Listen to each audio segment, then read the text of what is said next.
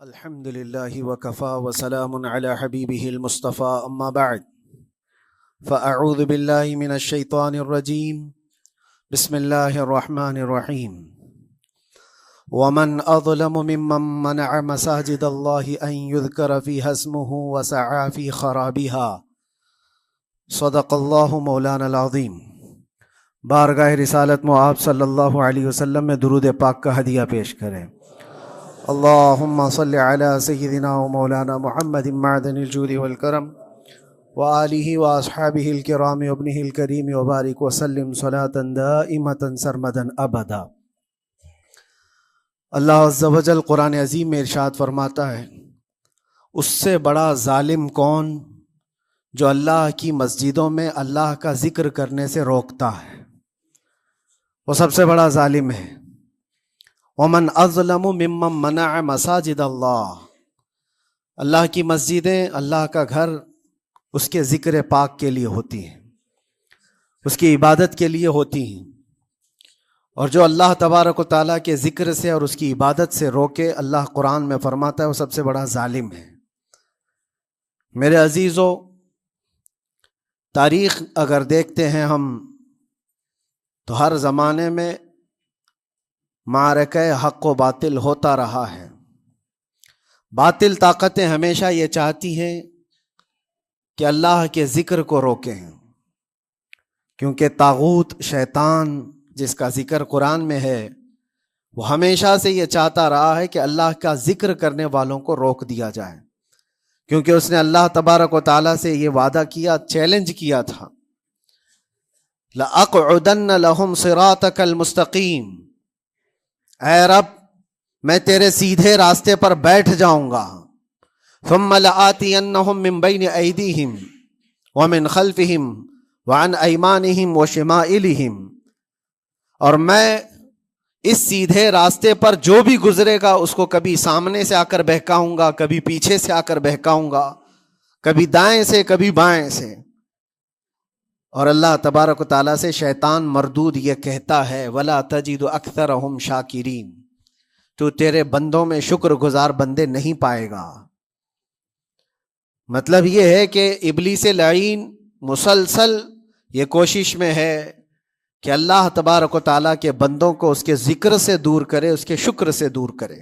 آج بھی وہ کیفیت ہم دیکھتے ہیں کہ سب سے زیادہ اللہ کے ذکر سے روکنے کے لیے جو شیطانی طاقتیں کوشش کر رہی ہیں، مگر میرے عزیزو یہ تمہارا امتحان ہے، تمہارا امتحان ایسا کہ کبھی یہ مت سمجھنا کہ تم خالی ہو، کیونکہ قرآن پاک اللہ تبارک و تعالیٰ 21ویں پارے میں فرماتا ہے، احسب الناس ان یترکوا ان یقولوا آمنا وهم لا یفتنون، کیا لوگ یہ گمان کر کے بیٹھے ہیں کہ وہ ایمان لے آئے تو ہم ان کو آزمائیں گے نہیں،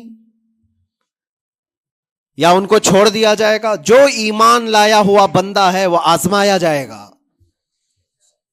ایمان اگر تمہارے پاس ہے تو تمہیں امتحان سے بھی گزرنا ہی ہوگا۔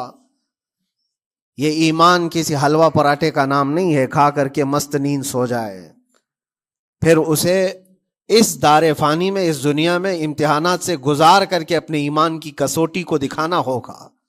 اسی لیے قرآن یہ بھی کہتا ہے کہ تمہیں کیسے کیسے آزمایا جائے گا، وَلَنَبْلُوَنَّكُمْ بِشَيْءٍ مِّنَ الْخَوْفِ وَالْجُوعِ وَنَقْصٍ مِّنَ الْأَمْوَالِ وَالْأَنفُسِ وَالثَّمَرَاتِ، ہم تمہیں آزمائیں گے کبھی بھوک سے، کھانے کی قلت سے، اور کبھی خوف سے، ڈر آئے گا تمہارے پاس، اور پھر اللہ تعالیٰ فرماتا ہے کبھی مال و دولت کی کمی سے، وَنَقْصٍ مِّنَ الْأَمْوَالِ وَالْأَنفُسِ، کبھی لوگوں کی جان چلی گئی ہو، کثرت سے تمہارے عزیز مر گئے، یہ بھی آزمائش ہے، اور پھلوں کی کمی۔ اللہ تعالیٰ فرماتا ہے یہ 5 چیزیں ہیں جو تمہاری زندگی میں آئیں گی اور تمہیں آزمایا جائے گا، اور ان کمیوں کے وقت تمہارا ایمان دیکھا جائے گا، تم کیا کہتے ہو۔ اور اللہ تعالیٰ فرماتا ہے جب کبھی تمہیں بھوک سے آزمایا جائے، خوف سے، ڈر سے آزمایا جائے، اور مال کی کمی سے آزمایا جائے، امتحان لیا جائے، تو اس وقت جو بندہ یہ کہتا ہے، اللہ فرماتا ہے انا للہ و انا الیہ راجعون۔ اللہ تعالیٰ فرماتا ہے ان لوگوں کو یہ بشارت ہے، ان صبر کرنے والوں کو یہ بشارت ہے کہ جب ان پر مصیبت آتی ہے تو یہ کہتے ہیں ہم اللہ ہی کے ہیں اور اللہ ہی کی طرف لوٹنے والے ہیں۔ یہ مصیبت کے وقت یہ جو 5 چیزوں سے آزمایا گیا ہے، ان آزمائش کے دور پر جو بندہ اللہ تبارک و تعالیٰ کی اس عطا پر راضی رہتا ہے وہ صبر کے ساتھ نکل گیا ہے۔ آج کے دور میں بھی میرے عزیزو بے شمار جانیں ہماری درمیان سے جا رہی ہیں۔ آپ کو اندازہ ہے موت اتنی عام ہو گئی ہے، اتنی عام ہو گئی ہے کہ اب لوگوں کو موت پر کوئی افسوس بھی نہیں ہوتا۔ ہر دن خبریں موت کی سرخیاں چھاپتی ہیں۔ 100-200 کی موت کوئی معنی نہیں رکھتی آج۔ فلسطین کے نہتے بچوں میں تقریباً 45,000 لوگ سال بھر میں مر گئے۔ 45,000 کوئی تعداد ہوتی ہے کہ نہیں ہوتی؟ اتنی بڑی جانوں کا جو نقصان ہے یہ آزمائش ہے، اور یہ جانوں کے ذریعے سے آزمائش تھی۔ مال کی کمی کی آزمائش تو ایسی ہے، ملک شام، یمن، بہت سارے ایسے ٹوٹے پھوٹے علاقے، عراق، جہاں پر لوگ کھانا اور دوائیوں سے جوجھ رہے ہیں اس طرح سے کہ وہ گھاس کھانے پر مجبور ہیں۔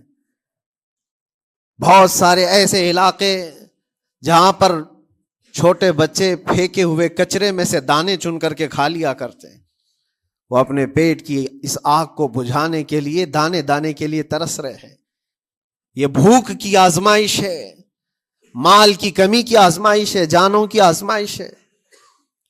عزیزان گرامی وقار، اور پھر خوف کے ذریعے سے جو آزمائش ہے وہ ہم دیکھ رہے ہیں آج۔ خوف ظالموں کے ذریعے سے تم پر مسلط کیا جائے گا۔ ہر آدمی ڈرا سہما ہوا، ہر آدمی اپنے اندر ایک ڈر لیے بیٹھا ہے کہ نکلوں گا تو کیا ہو جائے گا۔ ان سب کے درمیان اللہ کی بارگاہ میں سجدہ ریز ہونے کا نام ایمان ہے۔ سب حالات ہوں گے اس طرح سے، اور انہی حالات کے درمیان جو بندہ اپنا سر جھکاتا ہے مولا کریم کی بارگاہ میں وہ ایمان والا ہے۔ آؤ اگر ایمان کی کمال کی مثال دیکھنا ہے تو کربلا کے میدان میں کون کون سی آزمائشیں تھیں۔ بھوک کی بھی آزمائش ہے، پیاس کی بھی آزمائش ہے، جان کی بھی آزمائش ہے، خوف کی بھی آزمائش ہے۔ سب چیزیں ایک ساتھ کربلا کے میدان میں آئی۔ رسول اللہ کے گھرانے پر، اہل بیت پر وہ کیسا عظیم امتحان تھا جب وہ 72 لوگوں کا 82 لوگوں کا قافلہ بھوک اور پیاس سے جوجھ رہا ہو، 3 دن سے ان کے اوپر کھانا اور پانی بند ہو، اور ان شہزادوں کے ایمان میں ذرا برابر بھی فرق نہیں آتا، نہ ان کے ایمان میں، نہ حوصلے میں، نہ ہمت میں فرق آتا ہے۔ 3 دن کے بھوکے اور پیاسے باطل سے نپٹنے کے لیے کس طرح سے کمر بستہ ہے۔ یہاں تک کہ بھوک کی شدت ایسی تھی کلیجہ منہ کو آئے، 6 ماہ کا بچہ بھی روتے روتے زبان جس کی سوکھ گئی ہو، وہ ماں جو بچے کو دودھ پلاتی ہے اس کے سینے سوکھ چکے ہوں، دودھ ختم ہو چکا ہو ماں کے پستانوں میں، کیسی قلت ہوگی۔ پانی کا ایک قطرہ ان کے گھر تک نہیں پہنچ پاتا، ماں اپنے بچے کو دودھ نہیں پلا سکتی تھی۔ اس سے زیادہ کیا آزمائش تھی؟ یہ بھوک اور پیاس کی آزمائش، پھر جانوں کی آزمائش۔